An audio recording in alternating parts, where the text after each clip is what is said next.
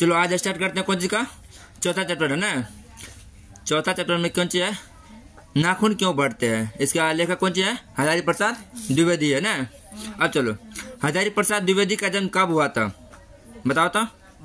1907 में। कितना हुआ था, 1907 में। फिर पूछता दोस्तों, शिक्षक का अर्थ क्या है। शिक्षक का अर्थ क्या होता है, रंग, टीका, मोम, आलता। क्या होता है, मोम होता है ना। लेखक हजारी प्रसाद द्विवेदी के दयनीय जीवन किसे कहा है। दयनीय जीवन मतलब खराब स्थिति होता है। नाखून कौन है, नाखून क्यों, ये नाखून तो नया ऑप्शन है। हजारी प्रसाद कौन सा ऑप्शन देखो, अल्प पिता को, अल्प पिता ना, ऐसा ना। हाँ अभी याद हुआ। नाखून का बढ़ना मनुष्य किस वृत्ति का परिणाम है, पार्श्विक वृत्ति का है ना। आप सुनो, 5वां नंबर के, मनुष्य और सभ्यता के विनाश की अंत व्यर्था की अभिव्यक्त करने वाली कविता में कौन से है।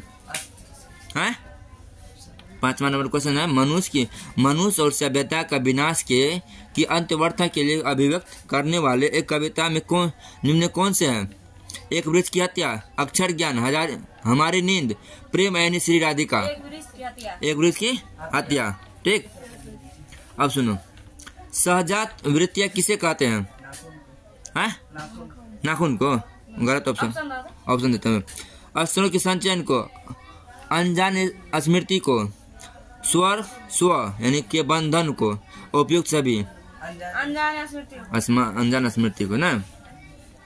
आलोक पर्व शीर्षक निबंध संग्रह किसकी रचना है, हजारी प्रसाद द्विवेदी। नाखून का बढ़ना किसका परिणाम है, इच्छा का, मनुष्य की अंध सहजात वृत्ति का, असफलता का, सफलता का। ऑप्शन बी है। आदमी के नाखून क्यों बढ़ते हैं, यह प्रश्न लेखक से किसने किया, छोटी लड़की ना। किस देश के लोग बड़े बड़े नख पसंद करते हैं, गौड़ देश के लोग ना। अब सुनो, अनाम दास का पोथा उपन्यास किस लेखक की कृति है, हजारी प्रसाद द्विवेदी। याद है हजारी प्रसाद। अब सुनो, हजारी प्रसाद द्विवेदी ने निर्लज्ज अपराधी किसे कहा, नाखून को ना। अब सुनो, पुराने का मोह सब समय वांछनीय नहीं होता, यह पंक्ति किस शीर्षक के पाठ के हैं। नाखून क्यों बढ़ते हैं, बहादुर नागरी लिपि मछली। नाखून क्यों बढ़ते हैं, इसी का नाम है।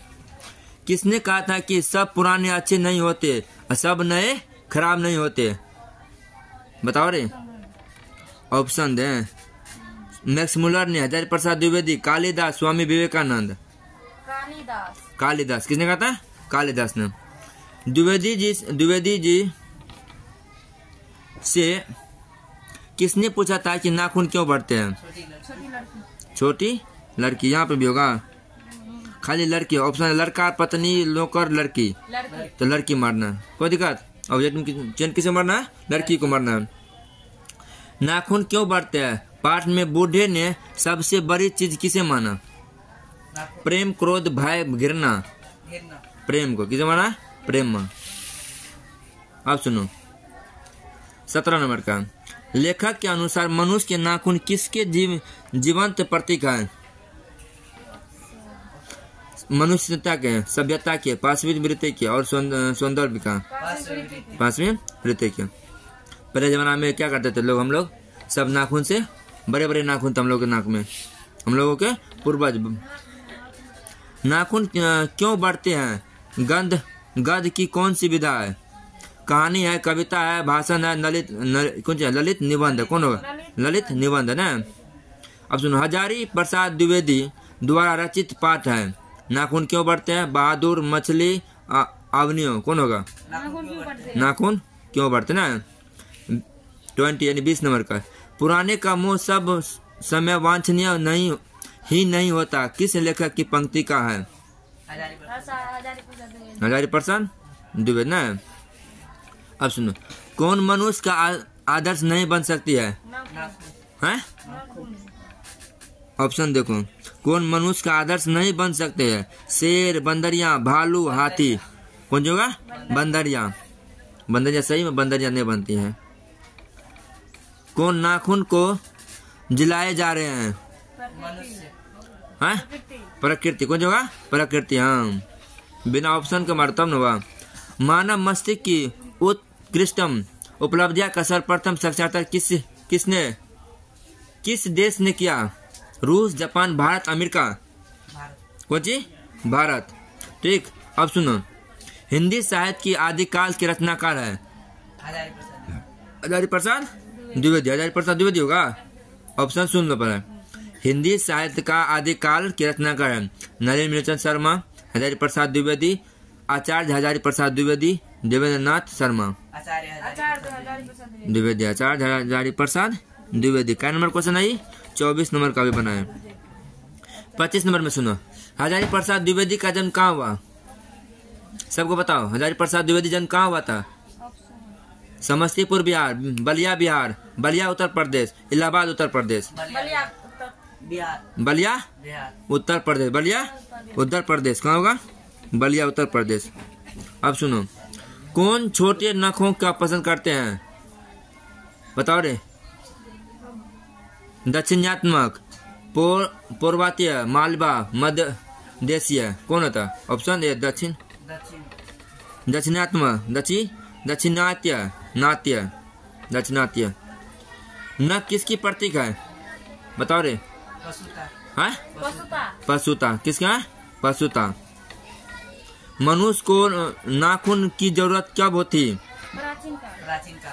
प्राचीन काल में। ऑप्शन देते हैं, दुख सुनो तुम लोग को। जंगली जीवन में, शिक्षित जीवन में, अशिक्षित जीवन में, विकसित जीवन में, अविकसित जीवन में। जंगली जीवन को या प्राकृतिक जीवन को? अभी तो तुम लोग कौन ऑप्शन बोला था? ऑप्शन बोला कौन? हाँ। कितने वर्ष पहले भारतवासियों नाखून को जम के संवारते थे? 500 वर्ष? ना, ऑप्शन गलत है तुम लोग का। 2000 वर्ष पहले। नाखून क्यों बढ़ते हैं? निबंध में लेखक ने किस बूढ़े का जिक्र किया? महात्मा गांधी का। ऑप्शन बालकृष्ण गोखले, सरदार पटेल, महात्मा गांधी, कृष्ण चंद्र गांधी के। महात्मा गांधी के ना। नकधर मनुष्य किस पर भरोसा करके आगे की ओर चल पड़ा? स्वयं पर, देवता पर, पाषाण अस्त्र पर और एटम बम पर। एटम बम पर। यानी अब नाखून को हटा दिया ना, अब कौन सा गया? Atom bomb. लगाओ, भड़ाक, फुट गया। अब सुनो, पृथ्वीराज रासो किनका संप्रदाय है? हजारी प्रसाद द्विवेदी का, मैक्स मुलर का, सुमित्रानंद पंत का और नलिनी मीराचंद शर्मा। हजारी प्रसाद द्विवेदी का।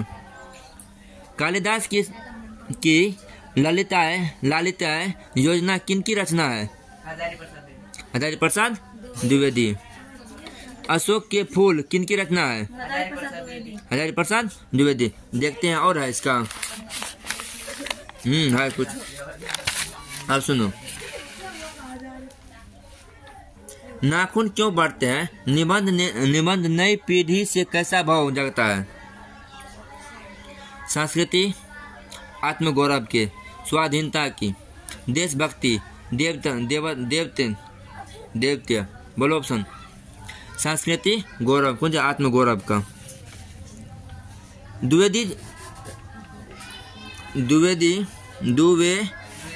द्विवेदी जी को आलोक पर्व पर कौन सा पुरस्कार मिला था? प्रेमचंद्र पुरस्कार, कुमारन आसन पुरस्कार, साहित्य अकादमी पुरस्कार और ज्ञानपीठ पुरस्कार। बताओ कौन? साहित्य अकादमी पुरस्कार ना। कौन सी रचना हजारी प्रसाद द्विवेदी जी की है? नहीं है। अशोक के फूल, माटी की मूर्ति, बाण भट्ट आत्म कथा, हिंदी साहित्य की आदिकाल। ऑप्शन बताओ तो जल्दी फटाफट। माटी के मूर्ति। ठीक। अब सुनो, देवताओं का राजा से किन्हें संबोधित किया जाता है? महादेव को, विष्णु को, इंद्र को, ब्रह्मा को। बताओ कौन? इंद्र को। इसके किसे? इंद्र को। असुरों का पास नहीं होते, असुरों के पास नहीं होते। कौन चीज नहीं होते? लोहे का अस्त्र। हजारी प्रसाद द्विवेदी जी की मृत्यु कब और कहाँ हुई? बताओ जल्दी। कहाँ? दिल्ली में। कब? 1979 में। कितना में? 1979 में। यहाँ से चौथा चैप्टर खत्म है। अब चले